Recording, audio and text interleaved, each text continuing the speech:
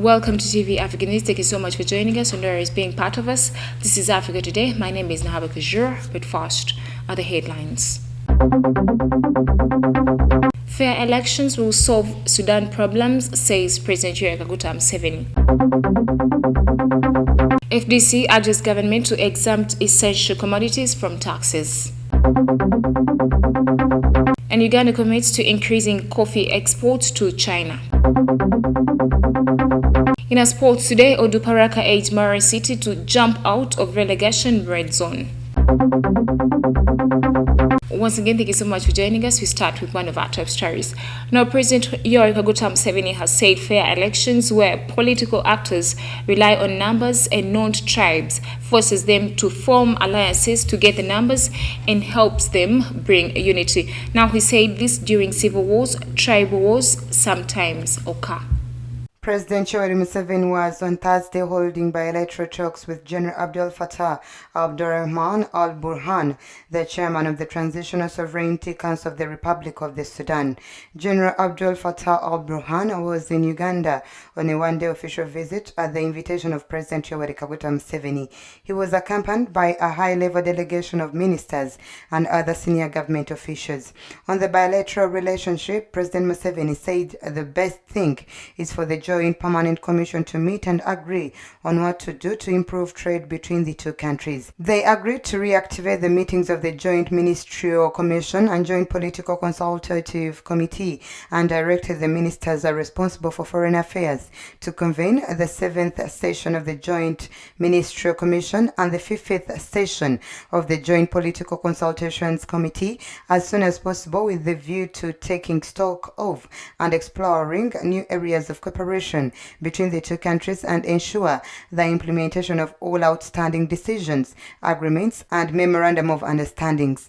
On regional issues, particularly the relationship between Ethiopia and Sudan, President Museveni said if there is peace in Africa, the problem of fighting over water would be solved, saying the continent is gifted with large water sources, including the Congo River. Museveni applauded General al-Burhan for his efforts towards ensuring peace and stability in the region and working towards a broad-based and inclusive governance architecture in the Sudan. Away from that, the Opposition Forum for Democratic Change has urged government to consider exempting essential commodities from taxes to be able to solve the escalating prices of such commodities. We have the details.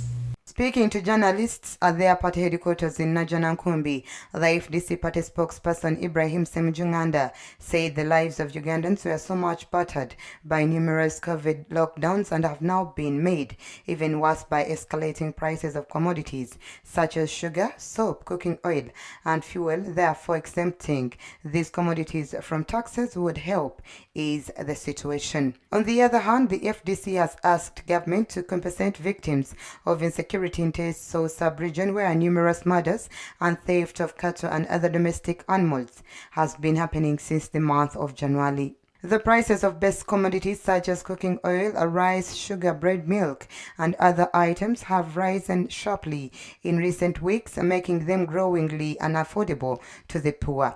Ubos, a report reveals Uganda's inflation in its primary colors as having climbed to 3.2%, up from 2.7% registered in January. The report adds that the said inflation is flipped by the multi-layered increase in prices of education services, furnishings, and routine household costs that went up by 9%.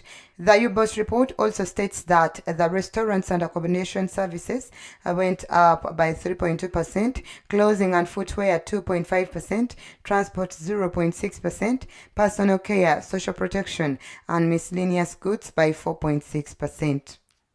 Away from that, the Minister for State for Foreign Affairs, Henry Okello Oryem, has said Uganda is committed to see an increase in its coffee exports to China. Now, the Chinese ambassador to Uganda, Zhang Lizhong, launched the excellent bilateral relations between China and Uganda. We have the details. The minister made these remarks while speaking at one of the hybrid events of the Uganda Coffee Day organized by Uganda's consulate in Guangzhou, an embassy in Beijing, as well as the Uganda Coffee Development Authority, with an aim of increasing the volume of exported coffee and coffee products from Uganda to China.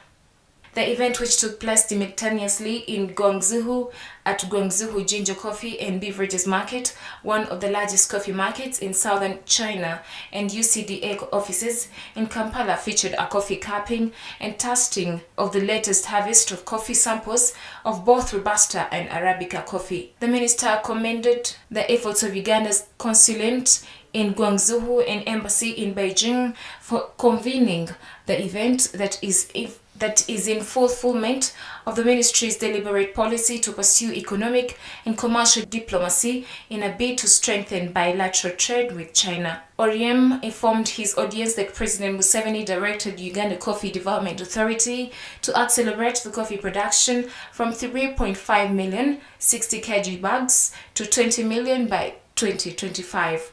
According to Oriem, Ugandan coffee is now ranked third globally in terms of quality, and that government is looking at ways of supporting the private sector to penetrate the Chinese market, which will give the farmer a good place in the global trade. Well, thank you so much, our reporter. We take a quick break. We shall come back with the international news.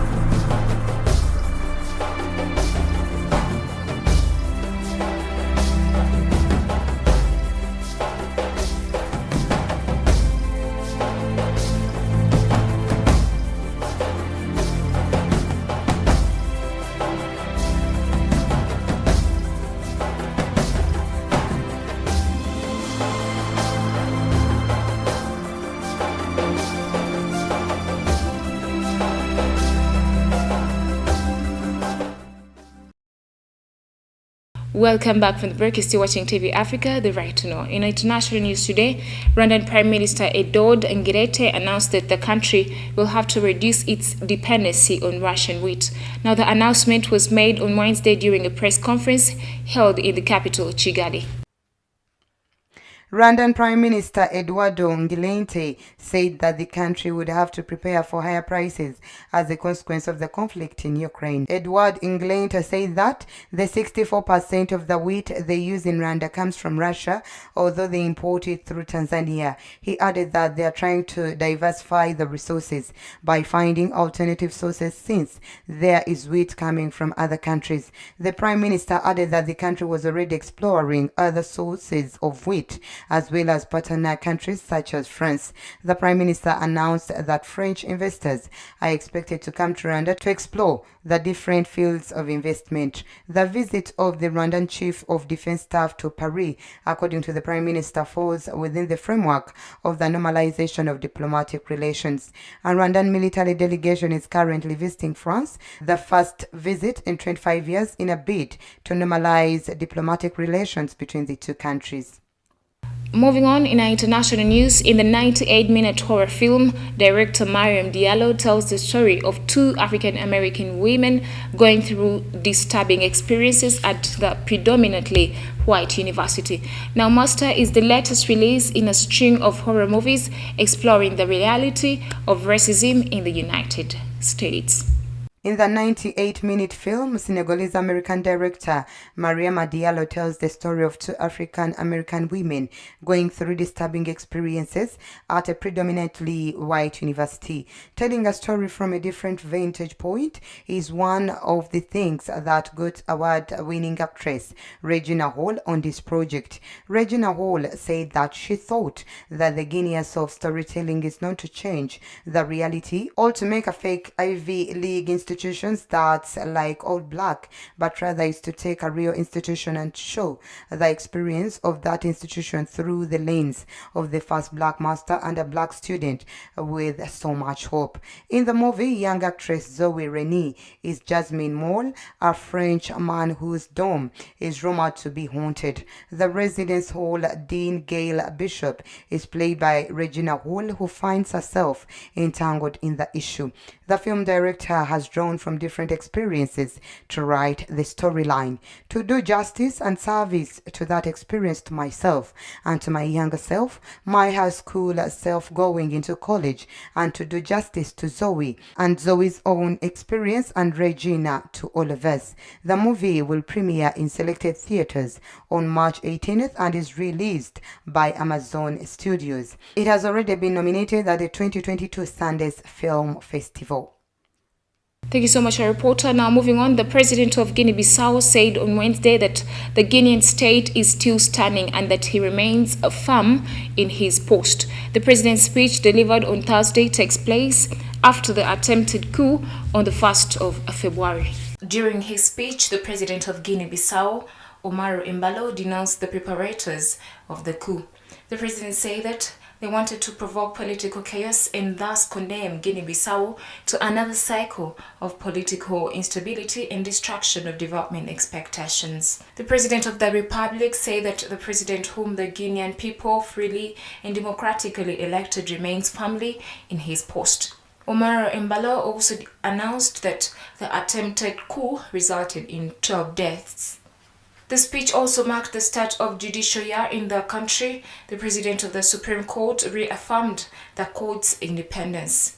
Pedro Sambu, president of the Supreme Court, reassured that despite recognizing that the increasing prevalence of personal or group interests over the self-interest of the state, which significantly threatens their democratic system and rule of law, generating a great and dangerous division of their society with enormous reflections of judicial activity, the judiciary, which embodies the courts through its magistrates, is and will continue as a political and non-partisan power. Pedro Sambu added that the legal sector is currently undergoing what he described as deep reforms. Away from that, the main powers in the UN Security Council displayed great caution on Wednesday in a meeting regarding the political crisis in Libya without taking sides except for Russia, for one of the two rival prime ministers in that country. Take a look at the story. UN Under-Secretary General for Political Affairs Rosemary DiCarlo at the opening of the session warned that the Libyan executive is facing a crisis that could, if not resolved, lead to instability and parallel governments in the country.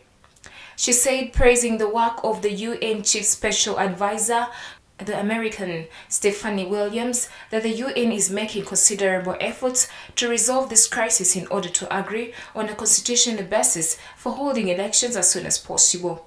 France also called for preserving the gains. The United States recalled that Libyans wanted elections above all, and Albania summarized the Western position by speaking of caution, patience, and restraint. On the other hand, affirmed his country's support for the new executive chosen by the parliament sitting in the east of the country and rejected by Tripoli.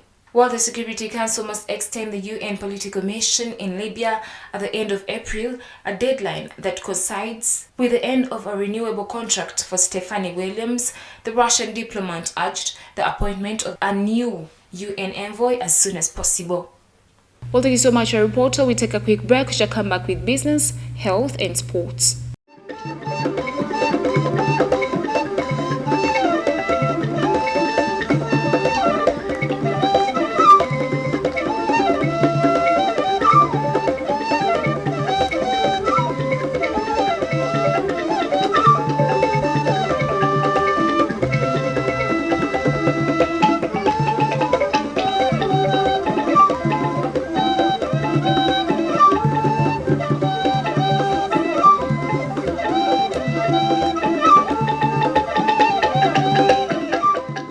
Welcome back from the break. You're still watching TV Africa, the right to know. In a business news today, Mozambican President Filipe Nyusi reiterated his country's neutral stance about the ongoing conflict between Russia and Ukraine.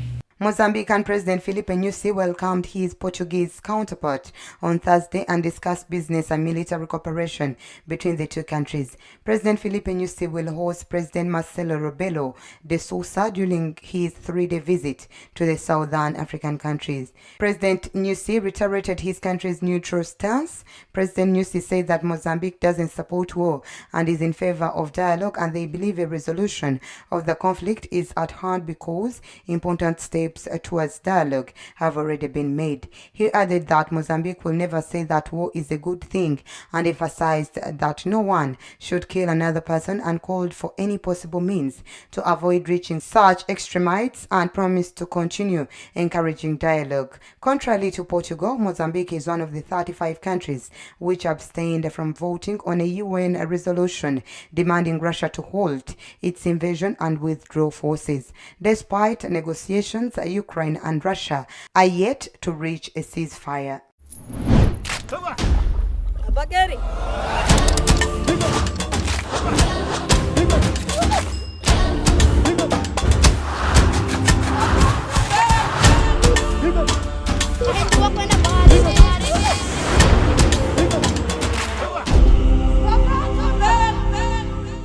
Talking matters health, a compromise for a waiver of intellectual property rights on vaccines against COVID-19 has been reached between 4 major manufacturing players, according to the World Trade Organization, calling for other member countries to be convinced. The World Trade Organization chief Ngozi Konjo on Wednesday highlighted the decisive progress made by the European Union, the United States, India, and South Africa on a waiver to the agreement on the trade-related aspects of intellectual property rights for the production of COVID-19 vaccines. In the United States, the Chamber of Commerce has already expressed its opposition to a waiver of intellectual property rights.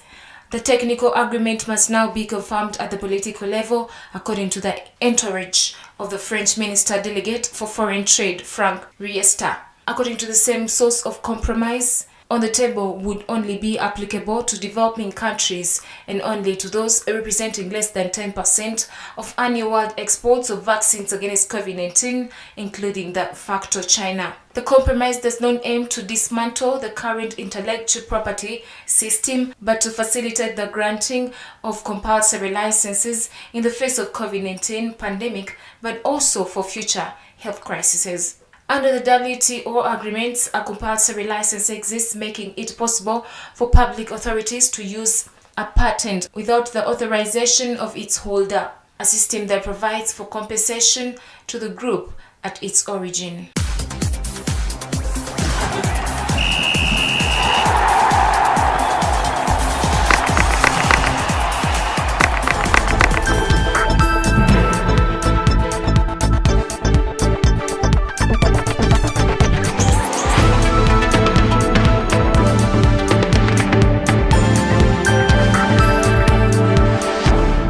In a sports news today, Oduparaka Football Club edged Mbarara City 1-0 during match day 21st of the 2021-2022 Uganda Premier League at the Ababet Greenlight Stadium in Arowo City on Wednesday, 16th March 2022.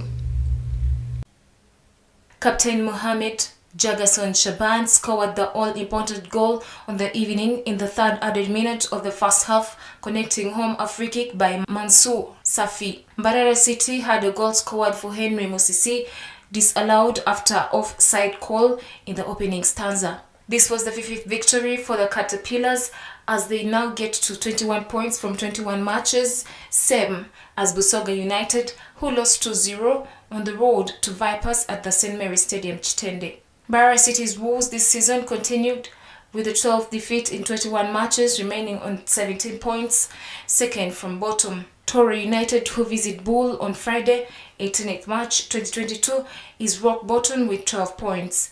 Emmanuel Ketch was named the Pilsner of the match. Thank you so much for being a loyal audience from where we started from. Don't forget to subscribe to our YouTube channel. We shall keep updating you. It is TV Africa, the right to know.